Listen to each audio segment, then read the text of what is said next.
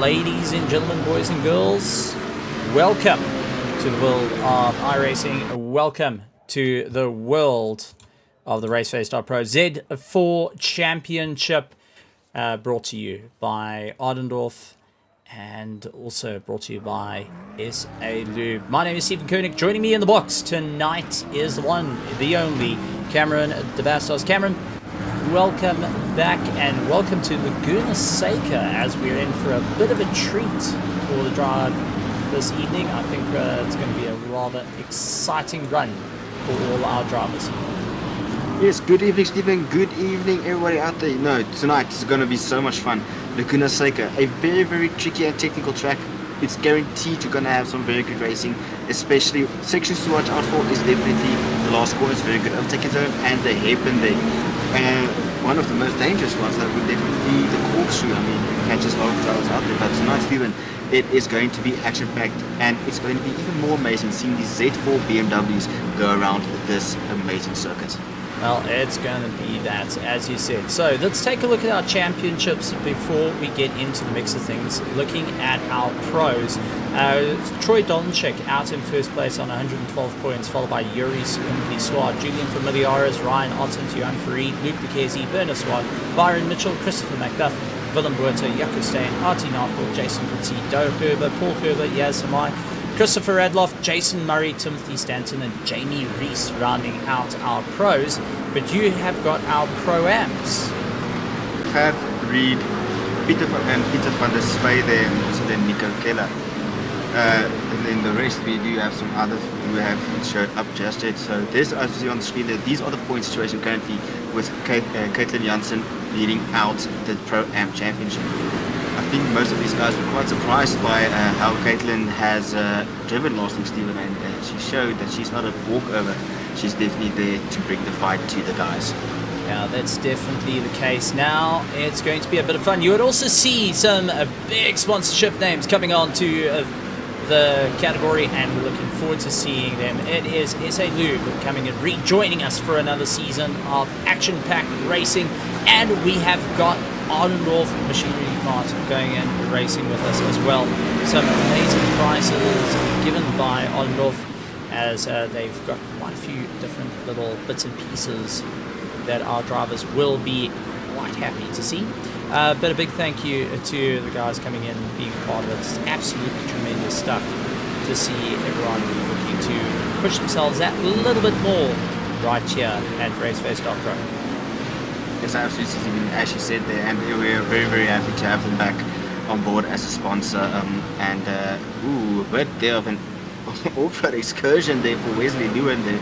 I didn't think that was a bit planned there.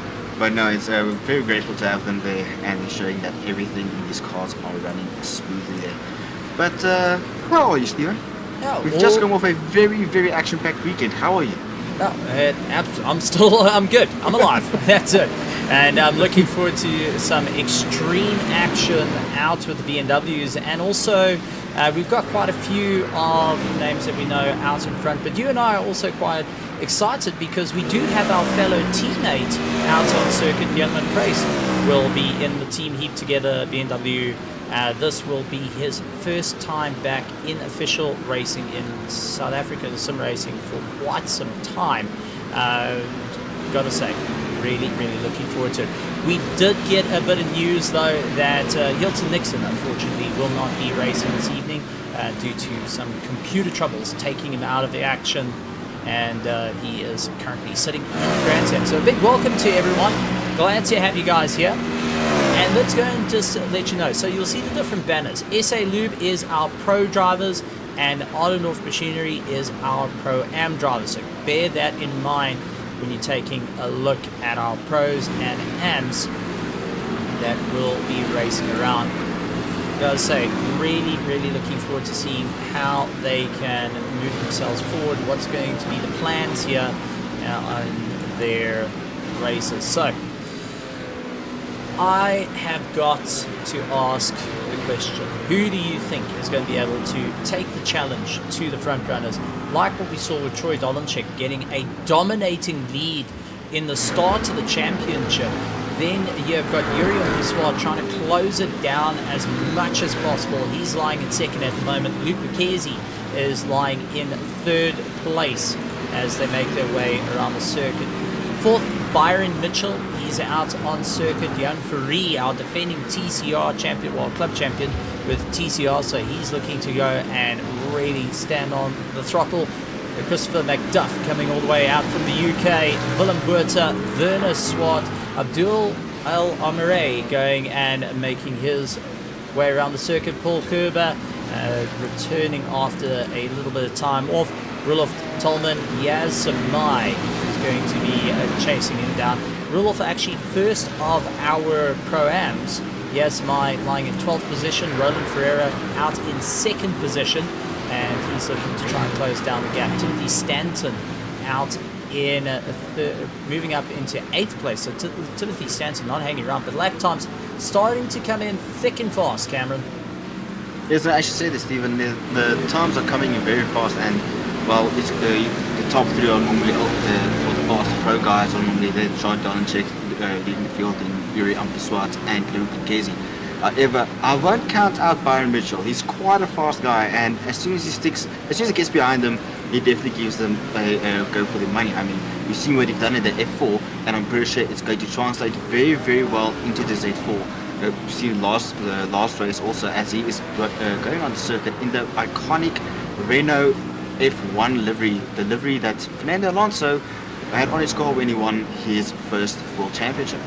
As for our Pro-Ams, I was a bit worried when I didn't see Caitlin Janssen there, but I see she is there currently. I'm happy to see that she is back to take it to these guys and bring the fight to them. And it's just, well, she's a bit of an underdog. Yes, she won the first one, and she just has a very nice approach of racing cleanly, racing smooth, and then just sneaking in and taking that wins. So she's more approach, I think, of let the other guys wreck each other and just pick up the scraps as they go from there. But no, Stephen, tonight's going to be fun. There's no real, in the Pro-Am is going to be most of the action. The front runners in the Pro is going to be a bit of a scuffle, I think, with Byron Mitchell upsetting the normal running order, which is what we want to see. So I'm glad to see some new names coming in and bringing the fight to these guys.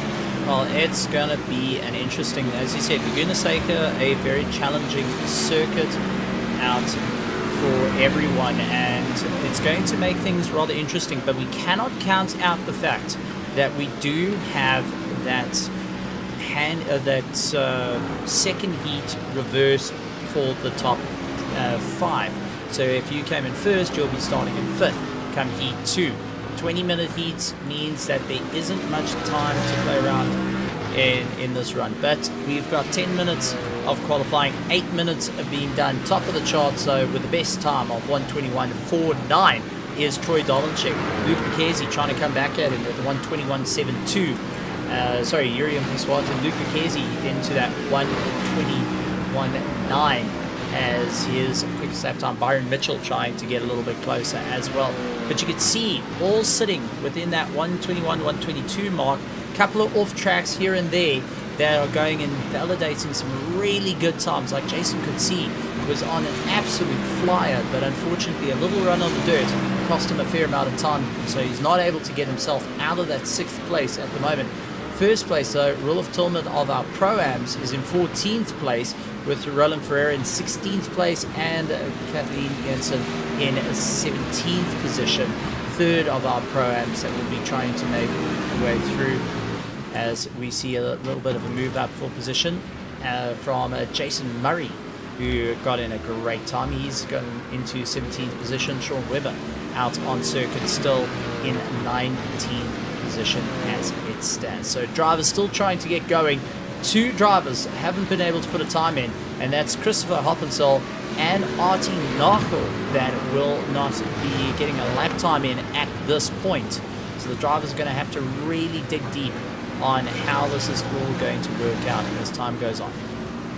As I say, Stephen, it's strange that they aren't getting a time in, but maybe they're trying again. We've seen an approach that most drivers take is start from the back, trying to avoid the carnage. However, on a track such as Laguna Seca, it is quite a bit difficult. I mean, the corkscrew, massive pile-up can happen, turn one, another one can happen. And yes, you might think you might make it, but you can still be taken out there. So it makes it a bit difficult there. As we see the grid lining up here for the first heat of the round 2 of the BMW Z4 Cup, brought to you by SA Lube and Ardendorf. I think they're busy lining up there, or just a bit of a transition over here, just a final checks going on there. There is a bit of a lineup. There's our car lineup where we got Troy Dolanchik out in first place, Yurian Piswat, Jan Ferry, Luke Lucchesi, Byron Mitchell, Jason Coetzee, Christopher McDuff, Abdul Are, Willem Buerta, Timothy Stanton, Sean Webber, Werner Swart. And going further down the line, we have got Jeff Hancock, Paul Gerber, Rolf Tolman, Yaz Samai, Roland Ferreira, Jason Murray, Kathleen Jensen, Nico Killerman, Herman Lazarus, Robbie Teens, Lewis Nokia, Brandon Roberts, as a little bit further down, 24th, Farney Gravestein, Etienne Swart, Rezi Lewin, Willem Pienaar, Janneman Price in 29th position, Liam Vessels, Mario Ress, Christopher Bush, Gerard Reed, Christopher. A little bit further down, that is Christopher Huppensall and Artie Narkel rounding out our field here tonight. And to mention that we have got pros and pro-ams that will be duking it out tonight is no understatement. So keep an eye out for what these drivers are going to be able to do when they power their way through to the line. It is going to be a rolling start for everyone as they make their way around the circuit. So rolling starts, get a bit of heat into the brakes, try and get yourself all organized and get ready for some exciting action that we're going to see here tonight. Gotta say, really looking forward to it, looking forward to seeing how the drivers are going to compete, who will be able to make their way to the top of the order. And as you said, a few really good passing points on the track.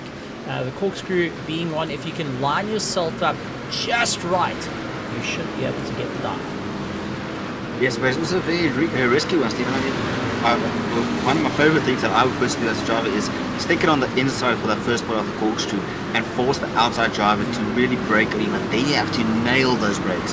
You can't be too early, you can't be too late. You can't be too hard on them, otherwise you will lock up and you'll go straight on into the gravel, and if you have too much speed, into the barrier, which you do not want to do. So you have to time your moment perfectly in order to get it just right. So, what does that mean? First, you said there are multiple places, final corners, one, and turn one. It's a bit tricky if you get a good run out of the penultimate corner up to the corkscrew, but you just have to be very, very careful. As I said again, you don't want to risk it too much. It's all about a give and take. You don't want to risk too much. You have to give a little bit in order to receive a little bit back. So, we'll see what happens tonight, but I think we're going to have quite a show in terms of overtakes and some battles going on. And it's going to be a very, very interesting time, and I do think the drivers are going to have to really think about what they're going to do as they move forward. But also now it's time to get a bit of heat into those tires, and that's where it gets a little bit tricky. Heat into the tires, heat into the brakes. You need to really lean on the brakes to try and just get a bit of heat into them, heading into turn one, so you don't get caught out in the mess. And at the moment, Yurian Piswat just keeping it nice and easy. Troy Dolanchik going and trying to get a little bit more heat into his tires before it all goes and kicks off. Luke Lucchesi will be coming back at him. But this is going to be a monumental fight all the way through. Drivers ready, trying to just get themselves in order. But safety car is in and we're ready to go racing. Heading towards turn one. Green, Lights green. on. And we go green, side by side racing as our leaders take off the line. Our pros going and charging their way through. Turn one is going to be extremely busy as they go climbing onto the brakes. Troy Dolanchik locking on that inside. Second place is going to be Yurian Piswat locking down Jan Ferry, who tries to get round, but Luke Lucchesi, Byron Mitchell going door to door with one another. They're not backing down from the fight, hoping that they can get just a little bit closer. Side by side they go, but Luke is not backing down. He wants to try and make a bit of a long way around for our drivers, but unfortunately Byron Mitchell had his number and started pulling away from him there. That's nice. It's now Byron Mitchell, once again, one of the guys that said to keep an eye out. He's a very talented driver. You brought a fight to them in the F4, and it's difficult to get in the Z4 Cup. Yeah. So you never know. This is what we want to see, a shake-up at the front. You don't want to see the same drivers every time. We want to see a shake-up, we want to see balance. But while he's busy doing this, the guys in front are busy running away. Now Byron Mitchell needs to focus on chasing down Johan Fury and Yurian Piswakis, who are currently in the battle, and then focusing on getting a very good result. That is what needs to happen. The obstacle 1 is done, now it's going forward. Yeah, as it stands. And then we've got Nico Killerman, who is feeling the pressure as he's got Jason Murray right behind him. Listen, he is part of the pro class, but that is going to allow Olaf Tilleman to get within a fight as well, as we do see a bit of an off-track moment, and this is coming from Janneman Price, who landed up with a bit of a problem, goes out wide, tries to avoid, and under braking. Oh, just getting a light tap on the rear, and unfortunately getting twisted around there. Unfortunately, just getting a bit all loose up there, and yeah, led to a bit of a contact, but how he comes back is what makes a big difference in terms of this. So it's good to see him back again, and still sticking it out. So happy for that, but well done for returning to come back. I think that was a bit of a nice way of saying welcome back to South African racing day, Annaman. So we got Yuri Piswat now losing a bit of track time, and Jan Farid going and dropping a bit back. Byron Mitchell pulling a gap to Luke Lucchesi. Jason could see immediately onto the back of him, and Jason is also one to keep an eye out for. He's going to follow his fellow RDSA esports driver ahead of him, but will start throwing in a hat or two if he needs to get more fast. A little bit further back, Roberto has got Christopher McDuff, Abdul Ahmed right behind him. Sean Weber, Timothy Stanton also trying to make up the time. Jeff Hancock's going on the defense, with Paul Herber also making a return for Team Triad Racing. Goes late on the brakes, trying to get it all into the corner, couldn't get it just right. And Werner Swart now closing up right behind him. Yes, mine is also going to try and get a little bit more of a run. Jason Murray a little bit further back. But for our Pro-Am, it is Kevin Jensen who is out in front, where Willem Pienaar, Herman Lazarus all making their way past. Etienne Swart trying to keep going. Finding Gravity, Christopher Hoppenstall a little bit further back, as he was one that battled to get a lap time in qualifying. Ferret Reed here lying in 23rd position, 24th Christopher Bush, followed by Janneman Price, who had that little bit of spin, now trying to recover a bit of time. Roland Ferreira a little bit further back, Rolf Tillman, Wesley Lewin, Robbie Nokia, Robbie Teens, Mario Reyes, Leon Vessels, Brandon Roberts still going. Nico Kilman, Martin Knopfler, unfortunately a little bit further down than planned. Lap time starting to roll down though, as Troy Donchik really hoping to get a little bit more pace at the moment. I should say this, Stephen, and if you look at the battle for third place currently in the pro class, you'll see that Byron Mitchell has done exactly what I said to you earlier what to do. He needs to get his head down and chase down Jan Free. And look at that. He dropped a 1 second gap already to Luke Lucchesi, and he's chasing down Byron Mitchell. So this is going to be a fight. This is what we want to see, and it's great. I know I've said it a lot, but I'm just excited about it, one would say. And it just makes me happy. We're very glad to see some new names coming in there. As you see, Abdul Amri just busy there fighting with Jason Kutsia. That's also great to see. So Jason going and having a little bit of a moment into turn one has allowed Abdul to get a little bit closer. So does Christopher and Sean Weber looking to capitalize on it. He's got Timothy Stanton onto the back of him as well. So for Jason, this is not ideal circumstances, as he's getting a huge amount of pressure put onto him. And Abdul is now looking to try and capitalize. Looks to the inside, looks to the outside.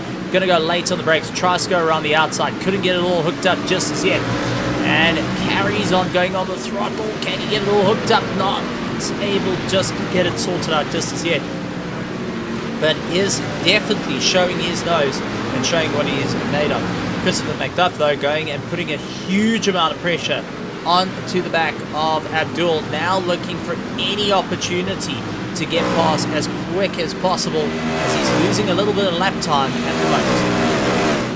Yes, now this is now where the drivers are smart. They need to find a way to get past, to maximize their time on the stint, because as we do know that previously, the previous one, all the drivers now are aware that they have to do at least one pit stop. So now it needs to be how to maximize. You don't want to lose too much time. You got to be smart. And one thing I know about Laguna Seca, Steven, is that if you dip a wheel into this grass or into this gravel, it just sucks you in.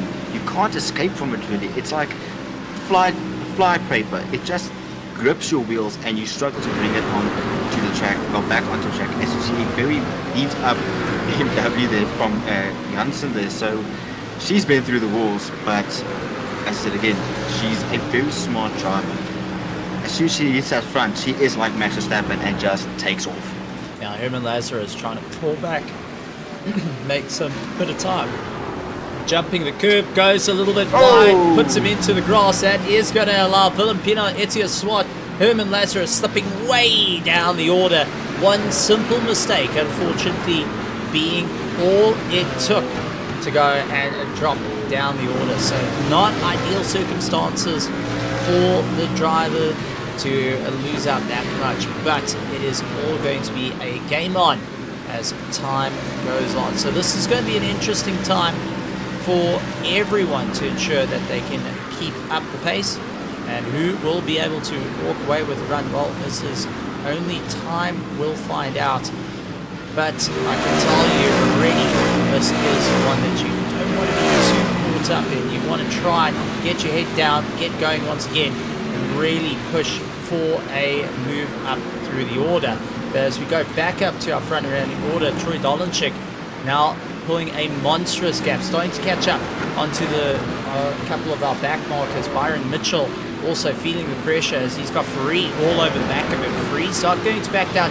just as yet. A little bit of late braking into the corkscrew to try and keep it all together. Not an easy run, and it does look like Christopher Hoppenstall unfortunately going and losing out a bit of time, so he's having to try and make up a few positions. Actually went up 10 positions from the start of his race. He did start towards the back of the field, unfortunately wasn't able to get a lap time. And then you've got Yaz Samai, who is feeling the pressure from Jeff Hancock, who's hunting him down, looking left, right and center at this point. No, Stephen, it's Jeff Hancock's really trying to fight back there, but yeah, it's just good racing so far, and it's action-packed. And we see Byron Mitchell just slightly sneaking past on Free there.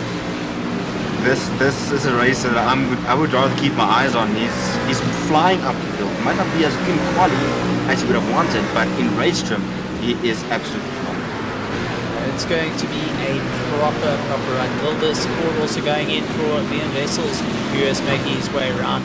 And they will be starting to look at the pit stops. A couple of early pit stops coming in for a lot of our drivers just to get it out of the way in this 30-minute race. And you've got to be so careful, especially if you're in the front, of how much space you really need to keep moving forward. A couple of injuries coming up to the cars as the drivers are having to play a little bit of fix me up when they get into the pits, and getting a bit of work done to the noses and rears of these cars. Thankfully, the team's having quite a bit of spares at their disposal to ensure that they can keep these cars going right to the end. Luckily we have a lot of body parts, and yeah, it's rather get the work done with some time still basically. But as you see, that's funny, that's Valentino. So going for a bit of an excursion there at the corkscrew. I mean, it was one of the discussion points within the driver's briefing earlier, and here I see a bit of a bump draft there from towards Herman Lazarus, deciding, nope, I'm rather going to the pits. I do not want this. Just getting loose there in the corkscrew, and one-way ticket into the wall. This is a body side panel damage there on the car. And it's going to be an interesting as our leaders now starting to try and carve through the back markers as much as possible. And this is going and making things a little bit of a swap around for our pros and pro-ams, because you just got to be so cautious around the circuit and not to get involved into any scuffles. The main thing you want to do is get out of the pack racing and start going and fighting your way through. So lots of questions are being asked what happened at the start. It looks like there was a bit of contact into turn 1 that dropped a few drivers out of their usual running order.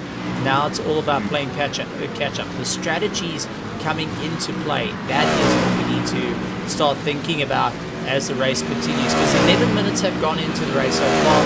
The tanks are going to be start running a little bit short in their race, so now they're going to have to think, okay, what do I need to put myself right up to the top? What strategy do I need? Do I have enough space behind me to ensure that I can keep up with the front pack? But with 35 cars out on circuit, this is a very, very busy circuit for the Z4, the Raceface BMW Z4s, sponsored by Ardendorf Machinery Martin SA Lube.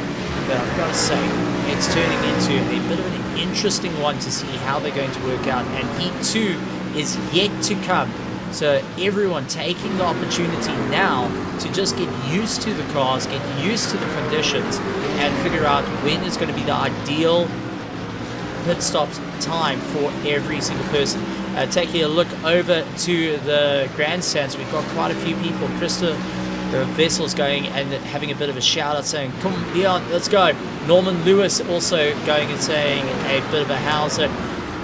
Hilton Nixon, who is out of the race due to some technical difficulties, also going and putting in a bit of a shout out. But one person I haven't seen in a long time that I know has been rather busy in the world of SimGrid, and that is Alec Nilsson going and saying how's it. So Alec, glad to have you here. And yes, some good old BMW Z4 GT3s, and one of four of the greatest GT3s ever built in history, and I'll take that down to my grave. That had to be the McLaren MP4-12C, it would be the BMW Z4, it would be the Ford GT, and it would be the Chevrolet ZR1 as my favorite picks of driving at the moment. But lap time's starting to roll down as tires are starting to take a bit of flack out there. Track temperatures getting warmer and warmer, and this is going to start going and leaning into how much grip have you used at the start of the race. Remember, the ABS in these cars aren't as great as you would like to see in usual GT3s, but you got to remember, these cars were built in the early 2000s and carried on racing a pedigree that has worked so long and so well in the world of racing. Good to see you out there, Alec, as well. Thank you for joining in. Glad to have you here, and also glad to see that you're going and doing a fantastic job. For anyone that doesn't know Alec Ilson, he was a sim racer that's gone team manager, actually selling off a lot of his gear, going and saying, look, I'm going to take my role more seriously. A lot braver than me, I can say. And absolutely, Stephen. The news when, well, I know him as Alti, and most people also know him as Alti, when he decided to say, listen, I'm stepping back from being the pilot in the car to just managing them and managing the drivers. It was kind of a shocking news, because he was one of the big names that got sim racing, well, the African sim racing onto the map, I believe with Gran Turismo, if I remember correctly, and he's stepping into ACC and, well, making a big name for him there also, and then deciding to go and join as a manager. Jeff Sended Hancock's going on the inside of Yaz Samai with a monstrous send, and I'm sure Yaz won't be happy with that. Jeff putting it properly on the inside, and unfortunately understeer coming into play. Remember, this is a fixed setup series, so you can't quite dial these cars the way that you want to. You're going and having to just work on brake bias, and yes, by just opening up a little bit of room, allowing a couple of the faster cars to get by. Doesn't want to lose out too much time, but having that little bit of damage is not going to work out for him. As our leader now starting to try and carve through the pack, it's not turning into an easy run for him. He runs out a little bit wide, and now Yuri Piswat starting to close down the gap in between it all. But out in 11th position is our top of our pro-ams with damage on the front of the car, trying to just slowly but surely reel the rest of the drivers in. No, absolutely, Stephen. I mean, it's great to see that the firstly the Pro Am class is quite high up into the Pro class there. I mean, Caitlin, a great talent that's been hiding away from the South African eyes and bringing it to the South African drivers there. And yes, even with the damage on the front of that car, she is carving her way into that overall top 10, Stephen, and it's phenomenal to see. It's like that no matter what can be thrown at her in terms of the car, she still brings it right to the level of the Pro guys. As we see Werner Schwartz here trying battling it out with, I believe, Paul Gerber there in front of him.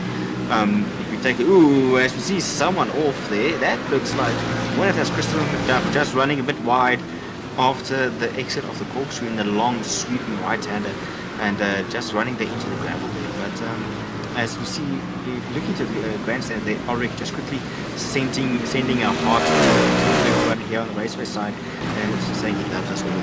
But no, but it's great racing thus far, and as you see, Janeman Price here defending against the likes of Jason Murray here. It is South Africa versus Scotland, very similar to the Rugby World Cup. South Africa is currently beating the Scotland. Fighting words being thrown in. Definitely fighting words. Yes, saying unfortunately the car is dead on his side, so he's having to retire for heat one, not ideal circumstances, and having to just get it sorted out, possibly for heat 2. And Simmons also saying working too late. That's what is why he's not in, and he's in a monstrous fight. But we do have fights up and down through the field, as Murray going side by side with Janeman Press, trying to go around the up, get past him, and a couple of cars dropping the wheel off the dirt. Now I got a question. You're into a busy track like this. You've got 35 cars that started the race. You've got a mandatory. Essentially got a mandatory pit stop that is being involved here, just to try and make it to the end. Yes, it's 20 laps, it's 30 minutes of racing. To get to the end is definitely a difficult one unless you're lifting and coasting. Do you think it's easier just to get the car in the box while you're into this pack racing, or rather just keep your foot in it as much as possible? I don't know, Stephen. I don't even think lifting and coasting. I mean, the battles that we see on track are extremely close to one another, and I don't think that lifting and coasting is going to be much of a damper or impact very much, unless, of course, they have the skills that you have somehow in the car to, no matter how much to save fuel. So I think rather it's best to get the car, run it to dry as best as you can, get it in the pits, and just add the necessary fuel. I wouldn't even, unless a big amount of fuel is being added, rather don't even change tires. Just watch your tires. If you really want to have a big impact, watch your tires, add the lowest amount of fuel as you possibly can. As we see another car that right after the corkscrew into the gravel there. Just go there, watch your tires, run throughout the race, use your fuel as much as possible, and then add the least amount of fuel into the car in your pit stop, as you will not lose as much time in the pits unless you go and change tires along with adding all the fuel. So I would rather say run it. Don't be too complicated with your strategy. Just play it smart, play it to the best of your driving ability. That's always a to and fro, a challenge on Raw, as see Robbie Teens going and fighting the Pro-Ams sporting the Ardendorf on their window stripe, which is always good to see. Big shout out to SLU and Ardendorf Junior Class joining in, and Robbie Teens able to make his way past Lewis Lakia, trying to make his way around, getting caught up behind a couple of the back markers, but you can definitely see most of these cars are suffering with some knocks on them as well. Thankfully, this is going to be a monstrous run all the way through. So we have got, with the rigs as it stands, you can either complete 20 laps of the race or the time limit will run out. That's 15 minutes. Now, if you play it safe and you can keep it going, well, you don't have to worry about a pit stop. But majority of our cars with these big guzzling V8s, the true V8s, not turbocharged things, that are now pulling into the pits as our front runners all into the pits. Quite a few of the cars actually diving into the pits. Werner Swart, though, capitalizing on all of it, puts himself into third place, and he is on a monumental charge to try and get going. Now, Werner Swart has done a fantastic job of making up a bit of time, but he has not pitted. He's done 15 laps so far without pitting. Free, though, has gone and pitted and will be trying to close up on that gap. Troy Dolenchik, though, out in front has not pitted. Yuri Swart has not pitted. Werner Swart has not pitted. Byron Mitchell and Luke Lucchesi going and still doing through their stuff. So there is a lot of drivers still trying to figure out their stints. So who's going to be a monstrous run through the order?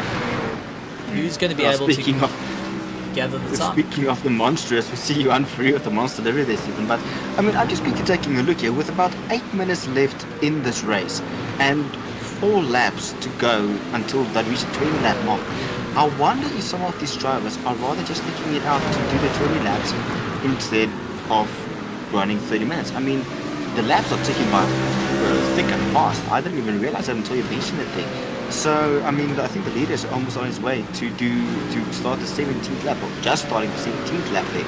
So I wonder if some of them are, well, Van der Swart diving into the pits there, promoting Byron Mitchell into third and Luke Lucchesi to fifth. So I think that we'll see Dolenchik here trying to go and not pit. This is going to be interesting. Or do an iconic strategy of pitting on the last lap. That will not probably work out for him.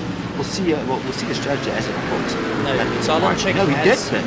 Yeah, he did pit. Yuri Swart, Byron Mitchell, Luke Lucchesi, Farid, Kutsi have all gone into the pits, with Farid actually doing the most amount of laps well under it. So he's actually gotten that extra little bit more. Jason Kutsi trying to make his way through as they try use each other's toe up through into the corkscrew, and life getting a little bit too interesting for one of our back markers, having to just watch out and see Troy Dolenchik really chasing him down. The aggressive diving past the back markers.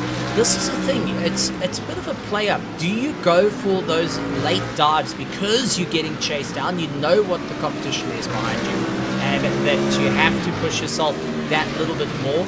Or do you back off and compromise yourself but allow the slower guys to just have a bit of an easier run? Well, this is what Willem Buerta and Christopher McDuff are having as they fight their way through, and that's allowing Paul Gerber, Jeff Hancock, Timothy Stanton, the Element Race, everyone starting to try and close down that distance as well. But Christopher McDuff going after Willem Buerta, doing everything he can, goes late under the brakes for the Toyota Gazoo car and trying to get away from the likes of Christopher. Not going to be easy as Willem goes and tucks in on the inside line, close to the wall, trying to just take away any slipstream possible. But Christopher, a little bit later on the braking into turn 1, does make all the difference. You can see carrying a lot more pace out of turn 1, but just can't get his nose in to make an impact right now. No, Stephen, it's I don't know, I keep on waiting. I don't know if you remember a couple of years ago, many years ago, in the early 2000s, when Corvette was busy racing one of the other cars on this very track, and Kevin Magnussen's Jan Magnussen was still driving for Corvette, and they had a big accident. They're going to turn 1 on the, I think, in the run up to the final line. I don't know, I just do not want to see it tonight, but I have a feeling that something like that might happen. I hope so, that it doesn't happen, but you never know. Racing is always there, and there's some no harm, no foul. I can say it's just the car can immediately be replaced, but only if it's at the end of the race. But so far the racing is quite action-packed there, as we see Caitlin Jensen just exiting out of the pits now. I wonder, dropping into third, I wonder if Rudolf Tolman and Roland Verreur have done an early stop in order to just shake up some of the standings. It looks like it. Roloff Tolman getting up into first place. Roland Ferreira into second. Kathleen Jensen down into third. Robbie Teens trying to make up a bit of time. And I see yellow flags coming in for Brandon Robert as we go back to him. It looks like he may have got a bit of a tank slapper into the corner. And both cars sporting a fair amount of damage. Oh, secondary contact. Puts him the wrong way, stuck on the inside line. Thankfully, everyone runs out very, very wide.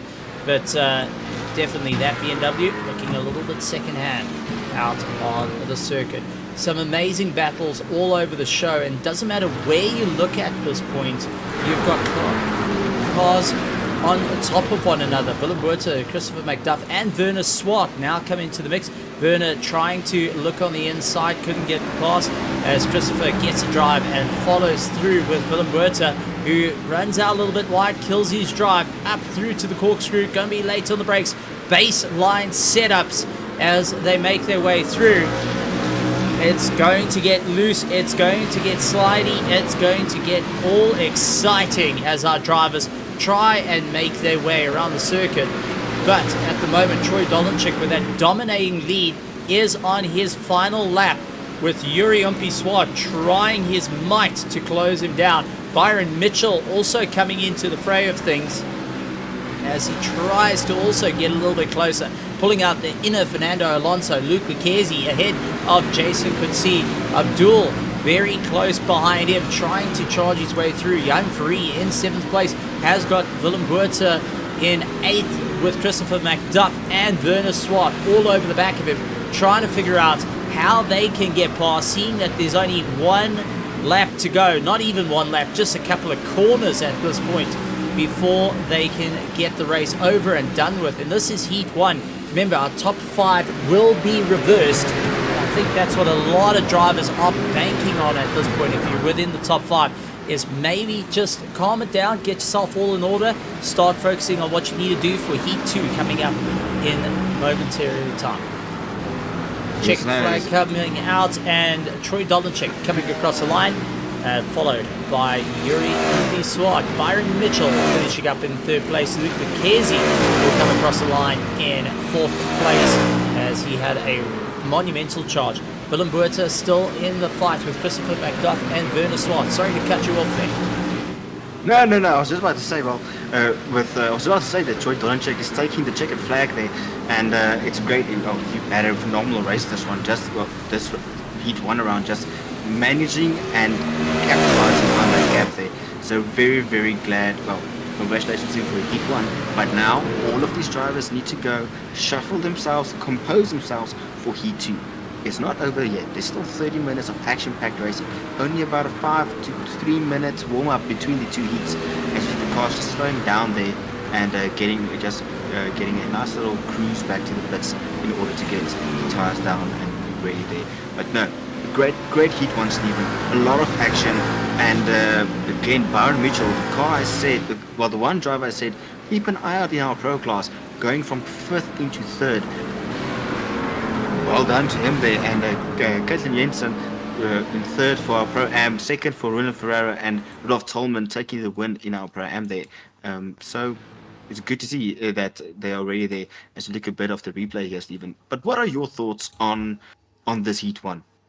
Extremely busy. That is for certain. It doesn't matter where you look. There was always a great race for all our drivers, and I've got to say, some monumental fights that went and put the drivers out into the top. So let's take a look. We got Troy Dolenchik that finished up first, followed by Yuri Umpi-Swart, Byron Mitchell, Luke Lucchesi, Jason Coetzee, Abdul Omari, along with Jan Free, Willem Botha, Christopher McDuff, Werner Swart, Paul Herbert, Timothy Stanton, Jeff Hancock, Janeman Precy, Jason Murray, Sean Webber, Wesley Lewin, and Yasser Mai in 18th, followed by Artie Nachel in 19th position for our Pro class. Moving on to our Pro-Am, though, this is where the shake-up came in. Roloff Tolman out in the front with a 1.1 second gap over Roland Ferrer. Kathleen Jensen down 10 seconds, followed by Robbie Teens, Lewis O'Keefe, Herman Lazarus, Willem Pienaar, Etienne Swart, Fanny Gravestein, Christopher Busch, Leon Vessels, Brandon Roberts, Gerrit Reed, Christopher Hoppensall, Nico Kilman, and Mario Rez rounding out our field. And I gotta say, just some interesting racing.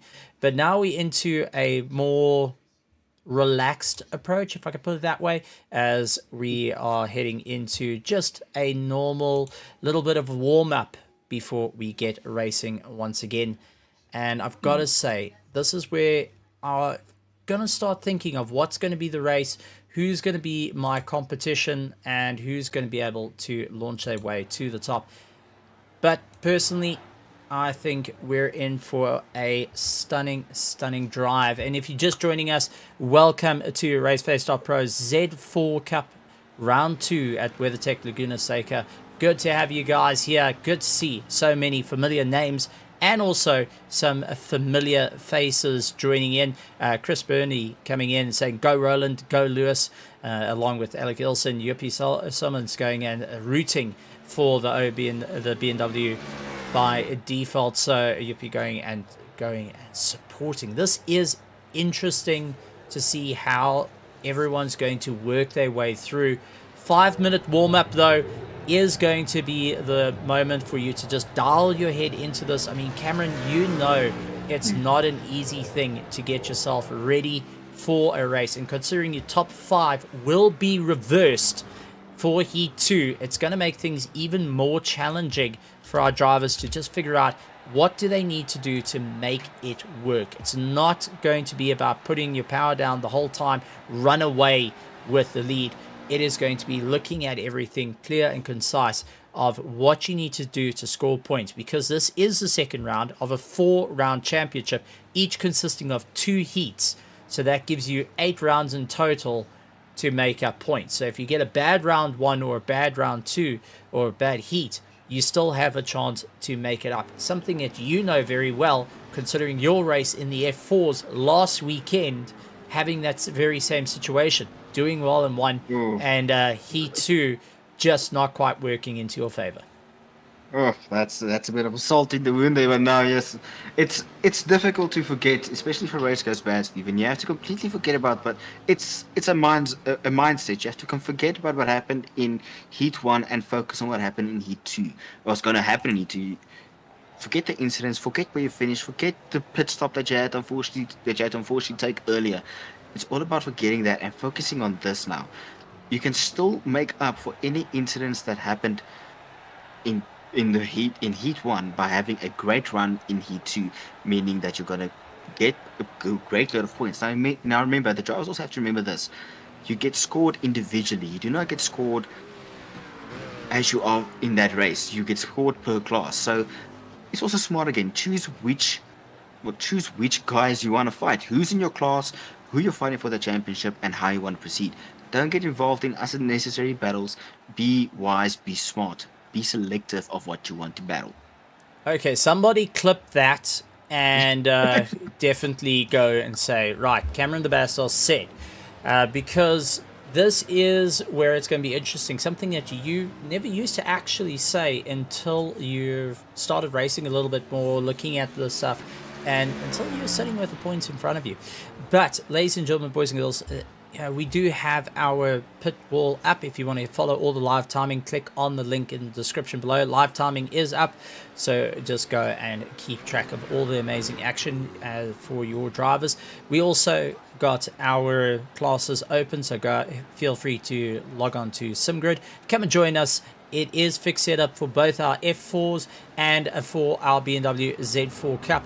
We always welcome you guys to come in. And also on the 6th of May, we do have a 6-hour of Spa brought to you by RaceFace.Pro in iRacing, LMDH, Dallara LMP2s, and then we have got our GT3s. But let's take a look at how things are going to look like for our grid, as we've got Jason Coetzee, who's going to be out in front with the likes of Lucchese in second place, Byron Mitchell in third, followed by Jurian Pissoir, Troy Dolanchik, Abdul Ari, Jan Free, Willem Buerta, Christopher McDuff, Werner Swart, Paul Herbert, Timothy Stanton in 12th, 13th Roloff Tillman, followed by Roland Ferreira, Kathleen Jensen, Jeff Hancock, Robbie Teens, Lewis Nokia, Herman Lazarus, Willem Pinard, Janneman Price up into 21st position, Etienne Swart, Fanny Grimstein, Jason Murray in 24th, And going down, Sean Webber, Christopher Bush, Leon Vessels, Brandon Roberts, Wesley Lewin, Gerard Reed,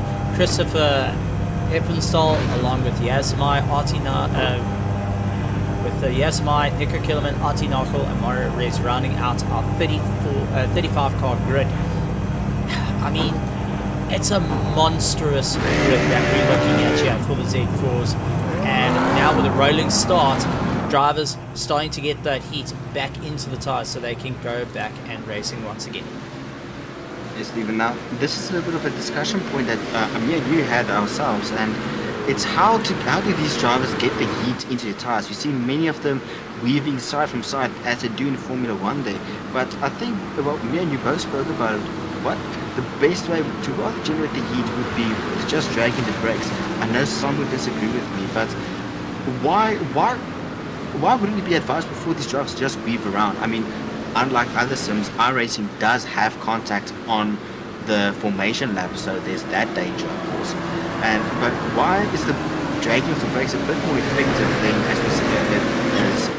than weaving? As you see, Jason could see her trying to do a Max Verstappen there with a safety car getting right alongside it there. But what's your thoughts? Why does the braking have a better effect in weaving around? Okay, so this even applies to real-world racing. So if you think about it, by weaving, you are now going and graining the tires. Friction is always great. You're moving across. You're now trying to get the tire to get to the road surface. So think of if the surface is uneven, you're now graining the tire to get that unevenness. But if you're wanting to get the heat into the tire, dragging the brakes means that you're building up at least 90 to 100 degrees just in braking up into the rim, which soaks into the compound of the tire. That heats it up. Second to that, once you've generated enough heat by brake dragging, then you start weaving, you start getting the tire ready for the track. So there's two parts to it. One, warming the tire up gradually, then weaving is going and getting the tire ready for the track surface. So there's two parts to that. Weaving's not bad, but always start with the brake drag first, then get into the weaving. The more you know, as the cars are going around the final corner, getting side by side, ready for the lights to go green. Luke Lucchesi miles ahead of likes of Jason Coetzee, who's now trying to bring it back. You can see everyone doing whatever they can. Jason Coetzee off the line much quicker than Luke Lucchesi. Caught him sleeping at the line. And Luke Lucchesi down into second place. Byron Mitchell into third, looking up on the inside. But he has got Troy Dolanchik immediately around the outside, trying to go for him. But Byron Mitchell, huge send on the inside, gets it all hooked up. Luke Lucchesi put on the outside, and Troy Dolanchik tried capitalizing on the pass, couldn't get it all hooked up as he makes his way through, drops a wheel on the dirt. Yurian Biswat, though, closes up under braking, tries to make up some ground. A little bit later on the braking into turn 4, was able to close a good distance up the rear spoiler. And also you have got Jan Free, who's immediately watching his rear mirror as we got a spinner in the background. That looks to be Paul Gerber. Paul Gerber, down the order he goes, and that is him running. Yep, that is one way to make a Mini Cooper. Byron Mitchell doing whatever he can side by side with Yurian Biswat. Troy Dolanchik getting into the mix of it, and Luke Lucchesi unfortunately properly losing out 2 positions through the corkscrew by just being put off the racing line and having to back out just a fraction more. Abdul trying to make up a bit of time as he has got the Unfree right behind him. So Abdul managing to get the pass all hooked up. Free a little bit further than planned as cars make their way through, but it does look like Urban Lazarus is getting out of shape. So is Roland Ferreira, but out in front for our Pro-Ams and fighting it out with Jeff Send Hancock's is Kathleen Yassine, who's got Jeff, huge send on the inside for the Pro Division, trying to get his way past. Gets a good pass on, but Kathleen now into the clutches of Roloff Tillman, and Robbie Teen starting to close up the distance as well. So we're seeing fights all the way through the grid once again in this 35 car grid, but it doesn't look like everyone's had the easiest of drive to start off the race. Drivers having to do everything they can, as we saw another car going off into the dirt. And that... Yeah, Willem Buerta, unfortunately, down the order he goes, trying to get it all back in order. But our front runners of Byron Mitchell and Jason Coetzee going toe-to-toe for one another. Yuri Piswan holding back Troy Dolenchek. Now remember, Troy Dolenchek came into the race going and fighting his way all the way to get into the top round one. But it seems like round two is not going in his favor. Heat 1 played out really well. Heat 2, on the other hand, you have got the likes of Yuri Piswan, who these two have got a very bitter rivalry between the two, where the championship for the F4s was lost on Heat 2, but Troy Dolenchek with a monster send up the inside of Byron Mitchell gets the pass. Yuri Piswan. So Troy getting that pass, gets it all hooked up together, and now is on the charge back. But yellow flags waving all over the show around the circuit. Marshall's having to work harder and harder at the moment. You mentioned the rivalry between Troy Dolenchek and Yuri Swate, and all because of an incident in the second heat of the F4 Cup, and now that rivalry has grown into full-on extreme fighting. I mean, Yuri Swat is not going to give up that easily, which is going to slow down Troy Dolenchek continuously having to defend. As we see Byron there trying to make a move on Jason Coetzee. He's really looking to make a massive impact in this race here, well, in this championship there, as we see multiple cars going into the pits. I believe I saw Janeman Praise there going into the pits there earlier on our little timesheet there, but Byron Mitchell sticking to that rear wing of Jason Coetzee and not giving up. But this is also allowing Troy Dolenchek to get back into the fight for that top spot, and making a gap to Yuri Swat, almost a second there. This is a three-way battle for that top spot, Stephen. It is going to be a proper run, and we had a chat with them in the previous race, all with a big smile on their face at Virginia International for the F4s. It seems like the friendly rivalry coming in for the BMW Z4s. Byron Mitchell trying to keep ahead of Troy Dolenchek. These two know each other from the Formula 1600s, and also with racing right through South Africa. Jason Coetzee from the Formula 1600s also trying to make his way up and hold that first place. Jason looking to capture some very, very valuable points for his championship, but unfortunately Troy Dolenchek, who is leading the championship, is not in a prime position to keep his front running if he cannot get past it. But it doesn't look like it with Julian Familiaris out of the race and Ryan Otten's out of it. Jan Fourie, if he could just keep up a constant drive, he'll be able to move himself up into third place. So that's his name of the game. But wouldn't complain if first, second and third land up in the weeds. Oh, a little bit of light contact from Troy Dolenchek, trying to go a little bit later on the brakes. Byron Mitchell, though, stopping the car absolutely dead on the apex, not allowing it to get by. But that's allowed Jason to open up a little bit of a distance and start pulling away. A little bit further down, we've got Abdul onto the back. Well, it's got Jan Fourie onto the back of him, and Jan sending on the inside, trying to force him off the apex. Runs out a little bit wide. Can he carry it over? Side by side they go. Out of turn 1 into turn 2, turn 3. Just couldn't carry on the straight line. Now hard into the toe, pulling himself along, touching the dirt as well. Got to be so careful not to have a small mistake coming from this. Sends it up on the inside of Abdul. Was a bit more confident on the braking. Abdul taking a second guess on that one. Yeah, rather deciding to not close the door. They protect his own race. As we see, Jason Coetzee again under attack from Byron Mitchell.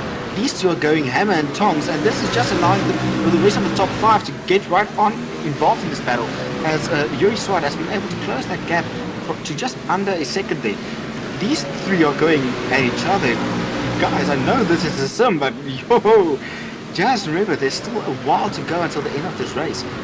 What's the old saying that Ayrton Senna used to say?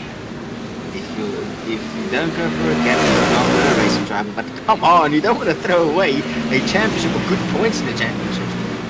This is they have to be playing smart. As you see, Byron Mitchell set a new personal fastest lap with a 22.1, and Jason could see it not really being able to beat that with the 22.3. Maybe some small mistakes creeping in now as we see. Well, everybody running a bit wide. They're getting a tire or 2 tires onto the dirt there. They're flirting with danger's edge. This team. They're flirting with danger.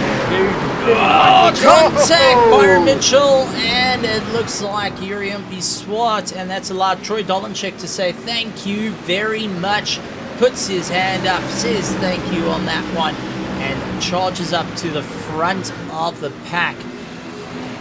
Not what you wanted to see, but it does look like Byron Mitchell with a sin of note. Yuri Swart comes back at him.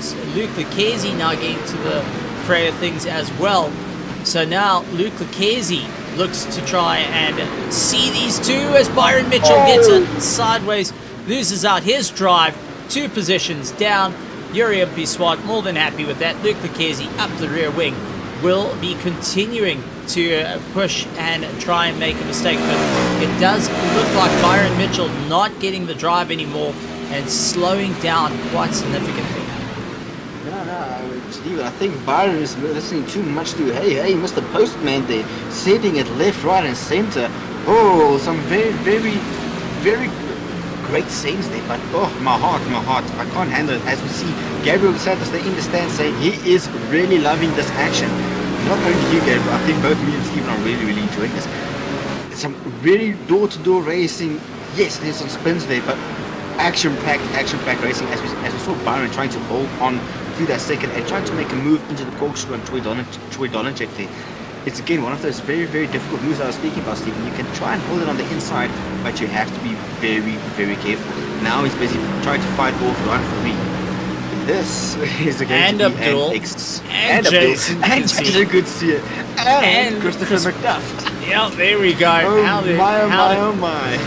You want to talk about being in a steam train? Well, time to start opening the gap, and Jan Farid trying to utilize the slipstream. Abdul watching his mirrors as Jason Kuti consistently putting the pressure onto him. And I do want to just take my hats off to Abdul. That profile picture, love the afro, my friend. Love it. But Jason It gives me every day I'm shuffling vibes. Or Bob Ross. Yes, that's the other name. Painting a picture of perfection in a race of action. And you cannot forget about getting those fluffy clouds in the background. But racing still out in front as Troy Dolenchek opening up a monstrous gap. Yuri Swart now dealing with Luke Lucchese. Luke Lucchese taking on the young guns, hoping that he can just get a little bit closer. But we got to talk a little bit about our pro-ams a little bit further down, as Kathleen Jensen doing a phenomenal job of holding off Rulov Tolman. Robbie Teens lying in the 3rd place. Herman Lazarus trying to chase him down. Leon Vessels up into 5th in class. Brandon Robert trying to make some ground. Paul Herber recovering after his spin a little bit early on. He's in 17th, 11th of the pros.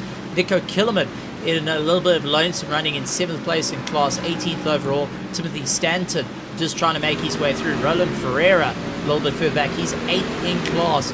And then you got Christopher Hoppenstall, has got Luis Lokia and Willem Buerta onto the back of him, trying to push in for a bit of a mistake. Farney Gravestein also trying to make up some time as well. So it's good to see up and down through the order, drivers doing everything they can. But it does look like Robbie Teens managing to gain a little bit more time, closing up as much as possible. Rolof Tillman onto the back of our leader of the Pro-Ams. Jensen now having to watch very, very closely in the mirrors and hoping not to lose out on the drive at the moment, as Roloff looks to try go a little bit later into braking, takes a bit of a tight line. That would compromise the exit. But back up through the front of the order in 6th place, Jason could see onto the back of Byron Mitchell, not having it, Jan Farid and Byron Mitchell further up the road. But Christopher McDuff has been on an almighty charge from his race, which is always glad to see, as he has tried to pull away from Werner Swart, who at one point was in for the long shot for a podium position. It seems like the Ultimate Carbon Racing just not having the easiest of runs. No, absolutely, Stephen. Just having some issues in the second heat. In the first heat, he was absolutely driving phenomenally, and in the second one, unfortunately, just having some issues. As we see, a battle between Yasamai and Wesley Lewin here. There's battles up and down the entire track here, Stephen. That's what we want to see. But just a little bit of a light here on our Pro-Ams. It seems that also that Kathleen Henson doing a great job. I think they just went into the pits to complete their mandatory pit stop this week. A different strategy than what they was normally followed in Heat 1, quite early into the heat. As we see a car off the circuit. Who is that? That looks to be... trying to see who that is. That might have been Mario Rez, who I think that's Robbie Teens. So Robbie Teens... Robbie Teens into the pits. So no, Robbie Teens into the pits up. So it was Mario Rez that went off the circuit. And let's take a look. Yeah, that is Mario. Oh. Mario, unfortunately, going and getting the car parked. So Robbie Teens now coming out of the pits. He's hoping that the strategy will come into play. Abdul Amari also trying to play a little bit into the race. So drivers now starting to open up those small little gaps between one another. But another driver that's also been making up a bit of time though is Artie Nachel, as he's right onto the back of Jason Murray. Artie Nachel starting from the back, now looking to get into the fight with Jason Murray just ahead of him. Jason's not going to back down from this. He's got Christopher Hoppenstall a little bit up the road, getting chased down by Jelleman Price. And Jelleman is actually a blue flag at the moment, who is just trying to keep his own line and keep it consistent. This is going to change things up because Jason Murray will not want to be held up at any point of the circuit by Jelleman Price, who's going to go out a little bit wide, carry on the throttle, will do a slight lift to allow Jason Murray to get through. No! Jason Murray having to put his nose in and properly force the likes of Jelleman out the way. That did go and compromise his drive, and Artie Nachel comes by, and Sean Webber as well going and taking a big lunge on the inside. So looks like with a bit of defense here, unfortunately dropping way out of the order. Herman Lazarus putting a wheel on the dirt, having to try and make up his time as well. I mean, we have got fights up and down through the field, but when the pit stops come into play, who's going to be able to do it? 15-minute mark? Are you going to try and get that extra one lap in? Are you lifting and coasting? Are you trying to adjust your driving style? Luke Lucchese says into the pits. So Luke Lucchese with a big sin, and that actually plays into the favor of him because he baited Yuri Umpiswart into it, because Yuri kept pushing harder and harder and harder, waiting to try and see where the pit stop is and keep Luke Lucchese at bay. Luke Lucchese all of a sudden says, "Nobody, I'm getting into the pits." But by that time, you're heading too quick and you would not make the pit lane full stop. You would actually hit the wall, compromising the likes of Yuri Umpiswart. So Yuri having to play the long game here, thinking what's going to work for him in the long run. How is he going to make up some time? Young Free also trying to make up some time on Jason Coetzee ahead of him. Jason, who was up in the top order, now a little bit further down than planned, as we see a bit of a lockup, one of the cars into the wall, and unfortunately now needing a bit of repair work there. So it seems like a couple of drivers unfortunately not able to get the cars just in the right place. That might have been Wesley Lewin, who got put into the dirt and had to tow himself back to the pits. So not ideal situations for some drivers, others having the race of their life. But a tight circuit with this many cars doesn't make it any easier to go running. Herman Lazarus leading out the charge of our Pro-Ams at the moment, with Brandon Roberts out in second place. Brandon Roberts going and doing a phenomenal job out there. He's got Paul Furber onto the back of him. But second place of the Pro-Ams, Leon Vessels up into third place. I still think these cars are needing to pit, or they have pitted early. Nico Killerman trying to make up a bit of time. but the likes of Roloff Tolman and Catherine Jensen both have pitted with one another, trying to go and undercut, both having the same strategy, and that has moved them through the order. Werner Swart out in a second place, with Jan Ferree out in first place, as it looks like our top runners, Byron Mitchell, Jason Coetzee, Christopher McDuff, Troy Dolanchik, Yuri Swart, Luke Lucchese, all doing their pit stops. Troy Dolanchik out into third place. He's going to be quite happy with that. Yuri Swart, though, trying to get a little bit of a set, gets himself going. And this is a three-way fight, Stephen. Oh, boy. Here we go again, ladies and gentlemen. It's time to call the South African Post Office. Someone is going to send it, and it hopefully gets delivered successfully. Oh, Luke Lucchese getting the run up on the inside will force Byron Mitchell, Yuri Swart out wide. And remember, they have all done their pit stops. So Troy Dolanchik pitted on lap 12, Luke Lucchese on lap 11, Byron Mitchell on lap 12 as well. So technically, they have got a little bit more fuel that they need to contend with, and the tires a little bit more worn, needing to be worn in, or with a bit of heat compared to the likes of Luke Lucchese. But Luke Lucchese going on the defense, and Byron Mitchell looking left and right, trying to see where he can get past. And you have got Jason Coetzee, who's now closed up on the gap as well. So with the laps now starting to tick over, drivers having to consider what do they need to do at this point to continue on this monumental charge. But you go and be sure that Yuri Swart will be saying a few things underneath that helmet, as he's got Christopher McDuff right onto the back of him as well. A few words will just be putting it lightly, Stephen. But now Byron Mitchell also has to remember, the person who he had contact with earlier, Jason Coetzee, is right behind him. I can promise you there is a tinge bit of red on that visor of Jason Coetzee. He knows his target that he wants to get past, and it's definitely going to be interesting. But what I noticed quite a bit for our Pro-Ams is Catherine Jensen went into the pits in first position for our Pro-Ams and got jumped by Rudolf Tolman coming out of the pits. Those two are going to battle it out also there. About 0.3 separating them, as we see Byron Mitchell sticking to the rear of Luke Lucchese.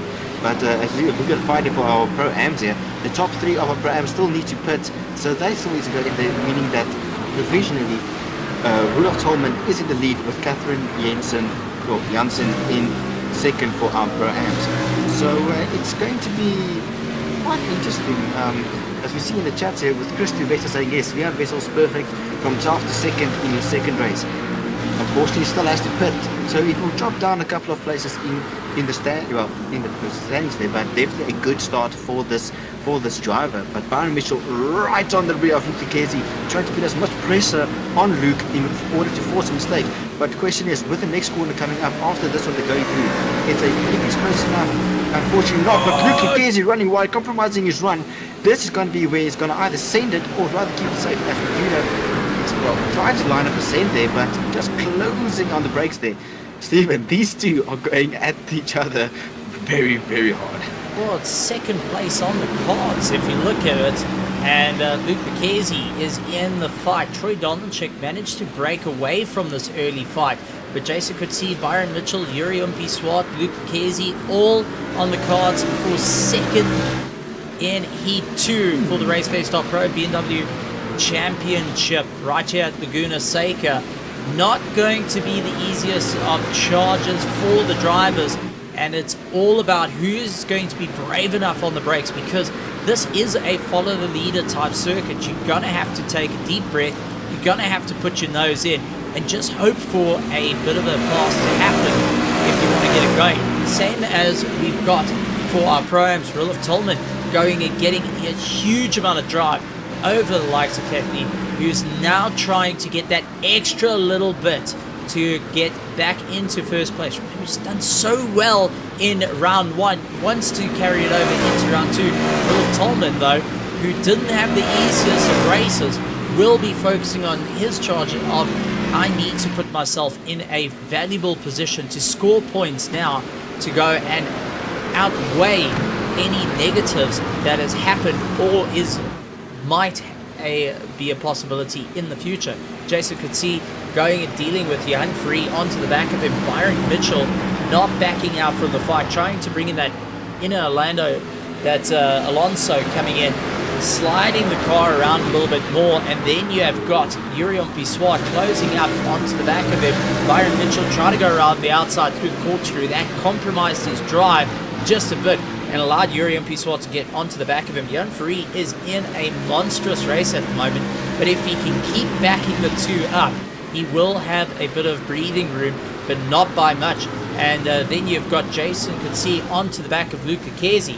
So this is the likes of second and third now in class, and it leaves Jason Coetzee to try and keep it going. Proper racing all the way through, and the drivers looking to try and get any send possible. Byron Mitchell managing to get ahead. Johan Free going and dropping down, and around the outside goes Yurion Pissoir, who's going to be quite happy with that compromise. Johan Free and like Christopher McDuff to go and start rubbing his hands together and saying, like a double wide surprise, I'm coming through. Well, Steve, what I noticed was interesting is when Byron Mitchell saw that Jason Coetzee was behind him, heading into the corkscrew, he actually braked a bit earlier. I wonder if this was some sort of extending the olive branch towards Jason, saying, sorry about that earlier contact, take this position, you were supposed to be here, unfortunately, the incident was my fault. Oh, a bit there of a loose canoe there. Well, loose cannon, sorry, I don't know why I say that. But it's quite interesting, just saying, sorry for that, here's the position. A nice show of respect between the drivers on that regard. No, it is absolutely brilliant for our Pro-Am, so it's also some seriously close racing because time is starting to tick over, and then Roelof Tillman and Jensen still on top of one another. These two have mimicked each other's pit stops, they have mimicked each other's racing lines, and they still on a monstrous charge to get to the front. But out in front, Troy Dolenchik long since checked out, 12 seconds away from Luca Chesi, who is only 0.5 of a second ahead of Jason Coetzee at this point, and Jason is properly sliding the car along, doing everything he can to try and make up a bit of time. Byron Mitchell and Yurion Pissoir immediately onto the back of him, and Yuri is going to try and force a mistake out of it. Maybe, as you said, that little bit of braking, just going and saying, hey, sorry for the mistake, or I'm going to put it this way, just going and trying to line himself up a little bit on the inside, get a cleaner drive, slowing fast out sort of approach. Unfortunately, having the nose chopped off right at the last does not go and make it conducive for a good passing maneuver. Well, anything is possible, Stephen, but it's fun. As I said, that's what I find interesting. As soon as Jason Coetzee got past Byron, he immediately floored it, cutting off Yuri Swart behind him. He has to not allow him, and that's why they're currently in a very big fight there. But also, Jason Coetzee, I have to say, immense space from him tonight. Immediately closing up onto Luca Chesi and taking the fight, picking up with Byron left off in order to put pressure on Luke. And these two, they know each other, they've raced each other very quite well many times in the sim. As Luke goes a bit wide, they're trying to get a better exit, but this allows Jason to close up right behind him, giving him an inside line. Who's going to give it there? Jason just backing out a bit. They're saying, look, I'm going to get a better exit. And now it's into what I would like to call send corner. Who's going to have the better line? Never mind forcing each other. Jason saying, excuse me, I'm going to squeeze right on by. And that allowed Byron Mitchell and Yurion Pissoir into the mix as well. So from the little gap they had, it is all gone. As Yurion Pissoir right up against the rear spoiler of Byron Mitchell. Byron looks to the inside of Luke Lucchese. He couldn't get past. Now he's stuck in a bit of a box situation. Big send on the inside. Woo! Nearly into the rear wheel tires. Does so. And unfortunately, Luke Lucchese stuck at the top of the corkscrew. And it is now knock all the way down. Tries to reverse it out of the way. But that is Luke Lucchese. Oh, and there goes Byron. Goodbye tires. Rear wing is bent like a very, very weird looking. It just does not look right there. Now this means that they're going to drop way down the order. Byron Mitchell dropping from a promising top 5 to 8, and then Luke Lucchese from a second position all the way down to 17th and into the pits. But look at Christopher McDuff with a messed up and very badly damaged front end. This just allows Abdul to sail past into turn 1. That bodywork has seen much better days. I'm pretty sure he has a meatball flag saying, listen here man, it's time to park it up. We have to strap on a new top deck there and just hammer out that front fender. No, this is where you're wrong. This is advanced cooling at its finest, because the amount of airflow that is currently going through that motor is unmatched by anything. Even Ferrari in the LDMH has tried doing the exact same thing nowadays by throwing off their rear as well. I saw that. it's super technical. You know, for minds like yourself, you won't quite understand the logic to it. But Troy Dolenchek taking the win after everything he's gone through, and then Jason Coetzee will be taking second place. Yuri and Piswat taking third place in the running for the pros. Jan Ferrari out in fourth place.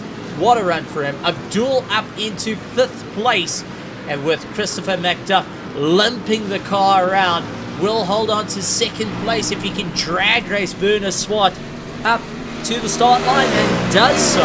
Werner Swart will have to go and be a little bit more content with that 7th place. 8th going to Byron Mitchell, followed by Jeff Hancock's in 9th position. 10th is Timothy Stanton.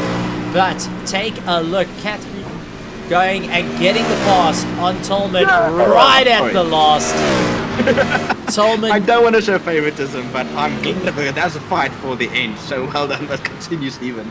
Yeah, I mean, that, I've got to give it up. Tolman put in a monstrous run, but Catherine was able just to get that pass all together, and that was all that was needed to come across the line. So well done to Rolf Tolman on a epic defense all the way through. Unfortunately, just couldn't get that last little run into the top, and you can see a bit of show support between the two. But what a monumental race that our drivers had, and wow for the I mean, SA Lube and Ondorf Machinery Marts are going to be quite impressed at our drivers putting in a monster run like that. Cameron, what a race. It doesn't matter where you look. 35 cars on a track this small does mean that it is going to be some epic racing throughout the run. And what a race it was for all our drivers. What's your take into this race? No, Stephen, it's been a brilliant race there. Unfortunately, some bad luck for Luke Lucchese at the end. Still sitting in the pit, not going to cross the line as the damage on the car was just too extensive to be fixed. I mean, before we knew it, we were on the final lap. So much was the action. But across the board, from the Pro to the Pro-Am, there was action. It was filled. It was edge of your seat stuff. I'm not going to lie, my throat's a bit sore. And it was worth it. I'm glad that the action that there is for this season of the BMW Z4 Cup here, and as you said, I'm pretty sure that the sponsors are going to be extremely pleased with the great racing that we saw out there tonight. Yeah, also a little bit of argy-bargy action came into play, but what can you expect when you get into a monstrous grid like this? BMW Z4s, though, putting in a phenomenal time, and honestly, I gotta say, quite happy with that. We're going to look to try and get a couple of interviews into the commentary box, but Cameron, Laguna Seca now behind us, round 2 done and dusted. Lots of considerations are going to be had for this race, and the results is going to be an interesting one, because I do think our stewards are going to be working a little bit harder than planned for this round 2, as all the drivers put in such a phenomenal run, but unfortunately little bits of contacts dropped them down. But Let's talk about round 3 coming up in 2 weeks' time. We head out to Rodskin Motor Center, which is not an easy circuit, as we know. It is a track that is tight. It is a track that's going to push you to your limits. And as a driver, well, it's either going to work well or not. And I can tell you, we're going to see drivers having to really throw these cars around. You're going to have to utilize all the power to the rear wheels, get that rotation in. Otherwise, understeer is going to be the main thing that throws you out of the running. But let's take a look at the results of our feature race. And let's take a look at our pro, because it was a bit wild out there. Troy Dolanchik getting first place, 15 seconds away from Jason Coetzee. Yuri Swart in second place. Jan Free, Abdul Aramari in fifth. Christopher McDuff, Werner Swart, Byron Mitchell, Jeff Hancock, Timothy Stanton, Paul Gerber, Willem Buerta, Yasmai, Sean Webb, Luke Lucchese, Jason Murray, Janneman Price down in 17th position. 18th is Wesley Lewin, followed by Artie Nachel in 19th position. Taking a look at our Pro-Am, though, we will have Catherine Jedson leading out the top. Roloff Tilleman, Brandon Robert, Robbie Teens, Roland Ferreira, Herman Lazarus, Lewis Okia, Nico Kilman, Fanny Gravestein, Leon Vessels, Etienne Swart, Christopher Hoppenstall, Gerrit Reed, Christopher Bush, and Willem Pienaar riding out 15th, with Mario Reyes, unfortunately, a couple of laps down after having to retire the car early on in the race. Yeah, no, Stephen, but it's been some good racing. The shuffling in terms of our point standings are going to be definitely felt across both fields. But as you said, it's the stewards are going to have their hands full regarding this for post race, as there was some very close racing, some argy-bargy, as you said, but still some very good racing all across the board. Yeah, it's going to be the interesting time there, and we're going to give you a sort of provisional championship standing, because I'm sure everyone wants to see what a provisional championship standing, and this is excluding any penalties that are coming forward, so just bear that in mind. So points before, though, just to keep in mind for our Pro-Am, Kathleen Jensen came into the race 97 points in our Pro-Am, with Roland Ferreira, Fanny Gravestein, Robbie Teens, Roloff Tilleman, Willem Pienaar, Joppie Simmons in 7th place, who unfortunately didn't make the race this evening. Arno Kraus, Mario Reyes, Lewis Okia, Jean-Andre Kerman, Christopher Hoppensall, Gerrit Reed, Nico Kilman, Leon Vessels, Brandon Robert, Herman Lazarus, Etienne Swart, and Christopher Bosch going and making his way around. And then we take a look after the race for our Pro-Am, and this would be a run. It's Catherine Jensen still holding the top spot. Roland Ferreira into holding second place. Roloff Tilleman moves up into third. Robbie Teens holding fourth. Fanny Gravenstein down 2 positions, followed by Lewis Okia, Willem Pienaar, Mario Reyes, Christopher Hoppenstall, Joppie Simmons, Arno Kraus, Gerrit Reed, Herman Lazarus, Brandon Roberts, Jean-Andre Kierman, Etienne Swart, Leon Vessels, Nico Kilman, and Christopher Bosch going and rounding out.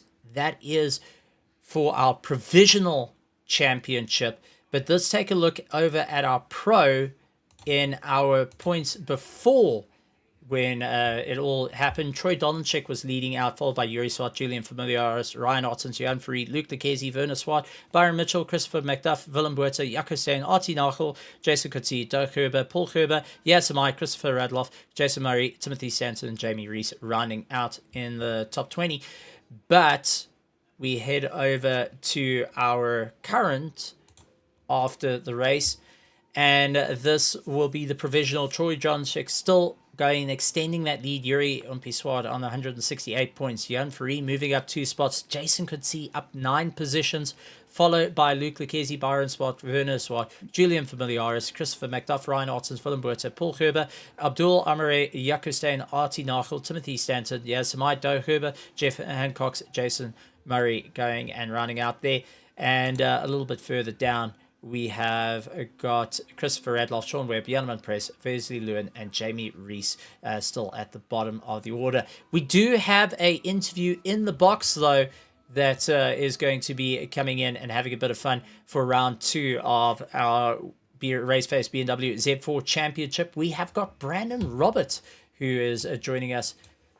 Brandon Roberts, welcome to the commentary box. Glad to have you here. Not often we get to see you going and having a phenomenal run. How are you feeling after that race? Seems like Heat 2 played a bit more into your favor. Uh, uh, V2 was definitely something to write about. Aside from the fact that the back of the grid was like Modern Warfare 3, dodging all the cars that were having incidents in front of me. Uh, I just tried to keep it as clean as possible, and thankfully, just keeping it clean, smooth driving managed to gain me positions when people were making mistakes, gaining pace slowly but surely. But definitely my better run compared to Heat 1. But yeah, that was definitely something. Some very tight action. A lot of cars, small grid, very tight circuit. These are things that you got to be so careful of. But Brandon, you've been on a work through the pace, getting better and better, getting used to the car. Is the BMW Z4 starting to come to you compared to this? Is not a car that's often raced in the iRacing service. Well, in terms of if it's becoming easier, I'd say it's a bit of a 50-50. This car is definitely different to your new modern GT3s. It suffers with extremely heavy understeer in the front, and especially come mid-race pace, if you cook the tires too much, the car just goes in a straight line. So I'm learning the vehicle as I go, but definitely not an easy car to drive. It's not something you can just hop in and you can be quick. And hats off to the guys that are able to put in such extreme paces with this vehicle. They're giants. They're speed demons. Those guys. Well, with the championship, this helps you scoring quite a few points. What's your thoughts heading into round 3, 2 weeks' time? Rodiskin Motor Center being the next track, a very tight circuit, and you've got these big behemoths making their way around the circuit. Ooh, the next track is definitely going to be something that everybody needs to practice for, because going into the first sector, it is a nightmare, especially because it demands so much on the front tires. With this car being so heavy with its understeer, it's going to make very interesting racing. It's going to definitely show who's been putting in practice and not, because that sweeping right-hander, it's gonna get a lot of people. It's definitely not going to be an easy track. Going to need to do a lot of practice for that one. Well, since it is your first time in the box with us that I can remember, but I've got a memory of a goldfish, is there anything you would like to say to our spectators, our sponsors, SA Lube and Ondorf Machinery Mart, for wanting to join the race, or if there's any shout outs that you want to have to any of the spectators or families watching now or in the future? Also, if you want to go and add a bit of spice and challenge drivers, or even just go and say, hey, listen, next time you get a little bit quicker, you're more than welcome. I think I'll leave the challenges for when I'm actually up to pace. As for shoutouts, I'd like to say thanks a lot to Hilton and Safari Nation Racing, which is my team. They put in a lot of time with me, teaching me the ins and outs of sim racing and getting me fast on grid. If it wasn't for him, I don't think I would be anywhere near the pace I'm at right now. Definitely a big shout out to the sponsors. These guys are making dreams happen with people that want to get into racing that can't afford the real thing, and it's bringing a lot of people together. So if you guys are definitely interested in racing whatsoever, get a chance to get a sim rig, iRacing, definitely give it a shot. The grid is a ton of fun when you get into battles with all the guys. So definitely something that they must look forward to if they're ever interested in doing sim racing. Well, it was an absolutely monumental run. Heat 2, you got third place. Can you believe that? But I'm going to pass it over to my co-commentator, Cameron DeBastos. Cameron, your thoughts and any questions that you want to ask Brandon Robert. Even I think you pretty much covered all of the questions that I want to ask there. But Brandon, I almost said Roberts for some reason. But Brandon, you had an amazing drive there tonight. There, keeping it clean. There, starting from the back, as you said, and avoiding some of the accidents there.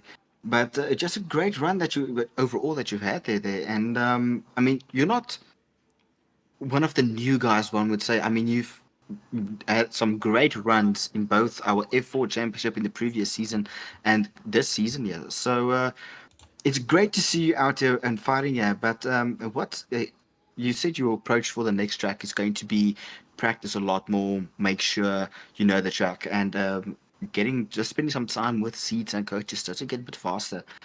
But how do you think, how will you approach it other than just keep on practicing?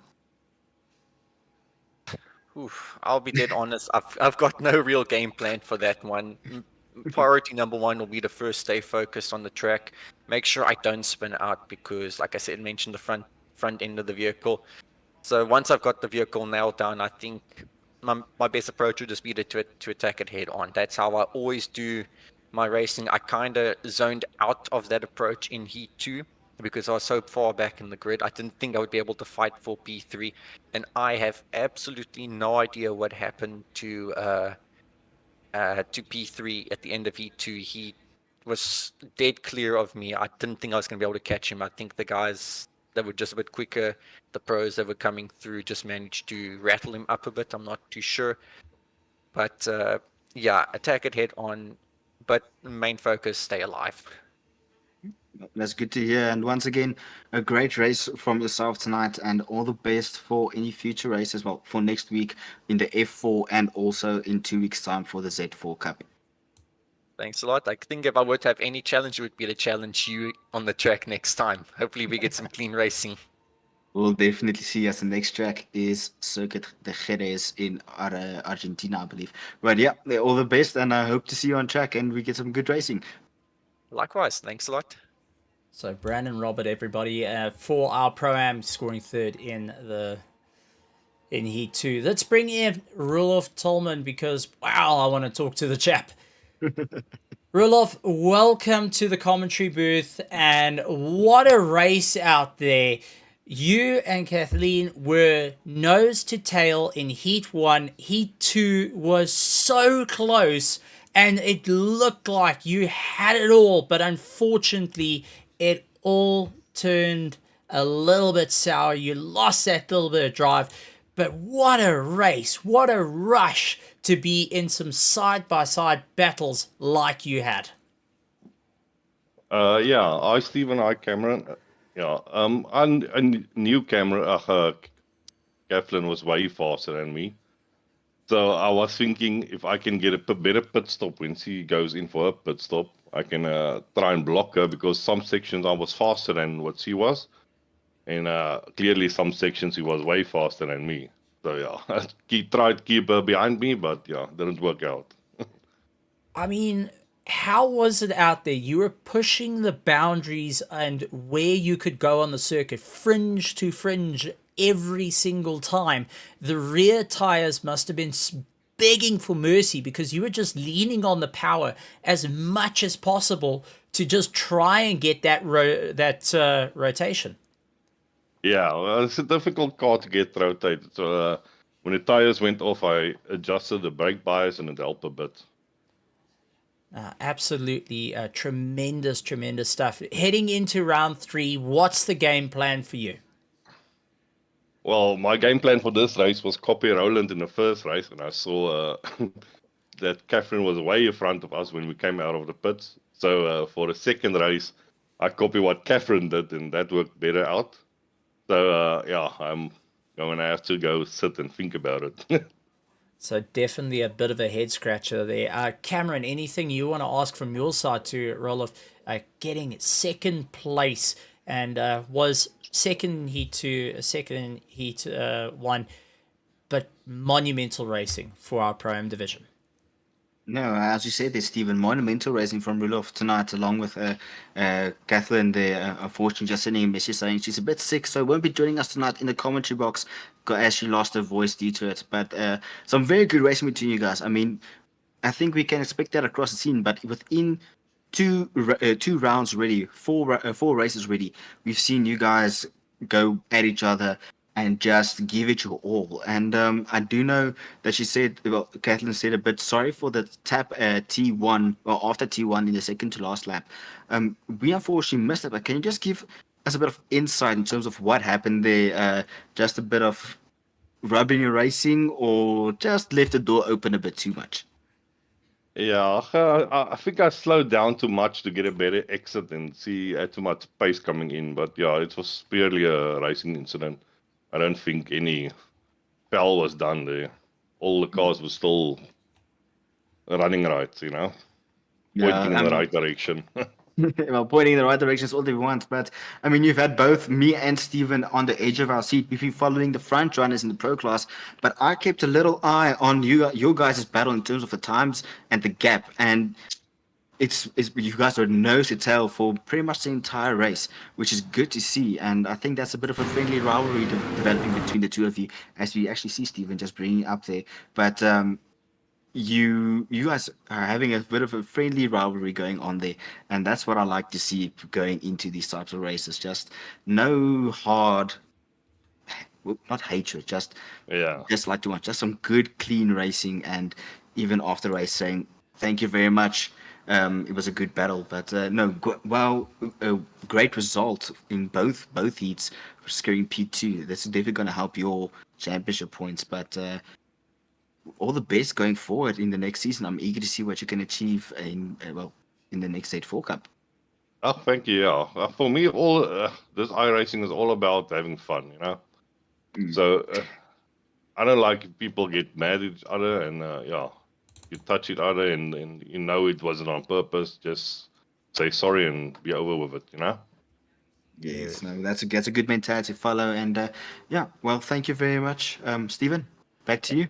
Well, Roloff, anything you want to say to all the spectators watching now and in the future, all the fans, all the teams, and everyone saying, wow, let's get involved with all the action. Anything you would like to say to everyone out there? Yeah, I'd like to tell a quick story. Yeah. So just before the Z4 started, I had to go take my Ardendorf toolbox, take my G27 apart and put some SA loop on it and, take my compressor, blow it off, and now it's working again. So I think I'm back for a long run. Absolutely awesome. It's good to hear going and getting a bit of work there, and the Oddendorf toolbox coming in handy with all its bits and pieces. But Roloff, absolutely fantastic. Well done with the race, and we look forward to seeing you in 2 weeks' time for the Z4s, and we look forward to seeing you next week in the SA Lube F4. Thank you guys. Thank you very much. Roloff Tolman coming in for a bit of a chat. Let's bring in Roland Ferreira as our final interview for the day. Roland, welcome to the commentary box. What a run out there. And I've got to say, a busy race day had by all. You had a bit of an up and down battle, I could say. But all in all, what a run for the Ardendorf Machinery Mart, the SA Lube Z4 Cup, after such a awesome night of racing. What's your thoughts on it? Thank you, Stephen. I was extremely nervous tonight for some apparent reason. I was more than a second off my normal pace that when I practiced, and even the practice session that we had before the actual race started tonight. So I don't know why that is, but I didn't really feel comfortable during the races. I just tried to be as consistent as possible. Well, it was still an exciting time. Championship hopes are still sitting in the wings there. What's your game plan heading into round three? It's a difficult track. The Rodskin Moore Center is not an easy one for a arrive and drive. It's really a circuit that you got to try and figure out how to get the car sorted out. What's the game plan? Look, Stephen, it's basically just coming down to getting all the corners figured out. I think the most difficult corner on the track is going to be the downhill sweep, which I think is actually turn 2 going into turn 3. I think that's going to be the most difficult. That's where brake bias is going to come into play. And then basically pit stop strategy as well, depending on how the traffic is going to be with the amount of cars that we are.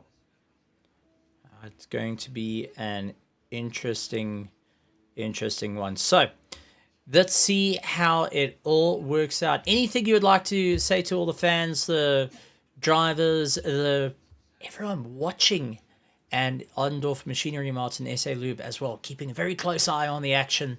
as they looking to see everyone battle out. Anything you would like to say from your part to everyone out there? Just wanted to say thank you for the sponsors coming in. That's actually very nice of them to do that. And then I had quite a bit of support that I've noticed after the whole thing is done. So thank you to everybody that supported me, especially my mom and my uncle and my aunt. Yeah, so nothing more to say than that. Just thank you to everyone for the support and always watching. Cameron, anything you would like to ask Roland before we let him go and to enjoy the rest of the evening right here at RaceFace.Pro? Well, no questions from my side tonight, Stephen, for Roland here, but just simply saying well done on a good race, and I'm looking forward to see you at the next track there, and all the best forward, and let's hope it just goes forward from here. Thank you, Cameron. There's only way but up. Well done, Roland Thank you. Ferreira from our Pro-Am division. Well, ladies and gentlemen, boys and girls, that brings us to the end of our RaceFace.Pro BMW Z4 Championship Round 2 underneath our belts, but there's plenty of racing to come up. 2nd of May, we will be starting with our RaceFace.Pro GT3 Championship. Once again, you want to be part of that. Have a bit of fun. 6th of May, we have our 6 hour of Spa out on iRacing, LDMH, LMP2, and a GT3 will be going out and racing. Next week, we have our SA Lube F4 that will be going out. Cameron Bastos will be in that race. And Cameron, I'm looking forward to seeing what you can do there now that you've watched your competitors send it around the Laguna Seca Raceway. But so much is happening here at RaceFace. The only way you can keep up to date with it is joining up on our Discord, taking a look over our social medias such as Facebook and such as Facebook, Twitter, Instagram, all of those at RaceFace.Pro, and also subscribing to the YouTube channel. Hit the bell notification icon and leave a like as well. Also, big shout out to SA Lube and the likes of Ondorf Machinery Mart. Go take a look at them. Some brilliant stuff has been put on with SA Lube's 20 years plus of experience in being the leading distributor for Castrol, and also a big congratulations to them on their awards that they have received this week. So shout out to SA Lube there, and to Ondorf Machinery Mart, who has had some tremendous specials for anyone that's looking to have a workshop, or even just if you need a couple of tools at home, because it's always handy to have a spanner lying around, screwdriver, even to go get a nifty pair of scissors. They've got it all there. But Cameron, anything you would like to say and sum up your thoughts of tonight's racing? Only one word comes to mind, Stephen, and that is phenomenal. Great racing all around the clock, all around the track, all around in both heats, and the competitors are already giving their all. Nobody's just slacking or taking it easy, and it's a fight till the very, very end, as we saw there in heat 2.